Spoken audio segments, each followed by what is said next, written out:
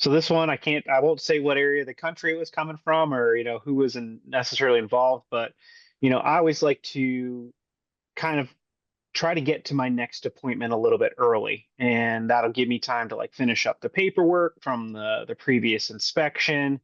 It'll also give me time to kind of reacquaint myself with the notice of loss facts that I, took when I was speaking to the homeowner or the contractor. And it just happened to be a day where, I had a cancellation and I was trying to move this inspection up. And so the homeowner said, sure, show up and take a peek at the roof. And I wasn't able to get in touch with the contractor. So I got there, I did my inspection, and I didn't see a whole lot of indicators of wind damage. Collateral wise, nothing was out of place on the house. And the roof was a little bit older. It was a three-tab roof, so maybe not as formidable of a roofing product like a laminated or dimensional shingle, but had the opportunity to kind of fly the drone around some of the upper areas I couldn't reach with a ladder, and so I had a really well documented um, claim file at that point. Well, the roofer then showed up and hopped on the roof, and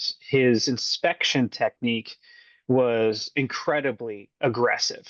I don't want to imply any kind of motive or intent, but it was just I'm like I couldn't get over how he was manipulating these shingles, and it was so much to the point where I'm like I need to kind of record this essentially. Like I know what this roof looked like before he got up there, and I was like, hey, like, is it wind damage? Like, what are we doing up there? Like, this is an older roof. Like, we got to handle it kind of delicately. And so, oh, it's just part of the inspection process. Don't worry. And ultimately, I ended up having to go back up on the roof and look again. And I flew my drone over the top of it, and you could clearly see areas that were now potentially damaged that weren't there before. And again, I'm not sure if how experienced this particular contractor was. I'm not even sure if he was just a salesperson versus an actual roofer.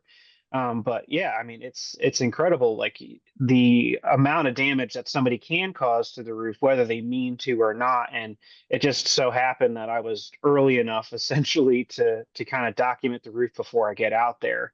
Um, you know, that's if again not implying intent or anything like that, but the sooner you can get out there, partner with those roofers that are on there versus kind of creating an adversarial relationship, like understand what their process is and like that kind of thing. But that one stuck out to me because I just I couldn't believe, what I was seeing in front of me. And I actually had before and after photos to kind of quantify what had happened during that inspection. So that one definitely stuck out with me. I'm not sure exactly what the carrier ultimately decided to do with that one, but I know I did not buy that roof for wind damage.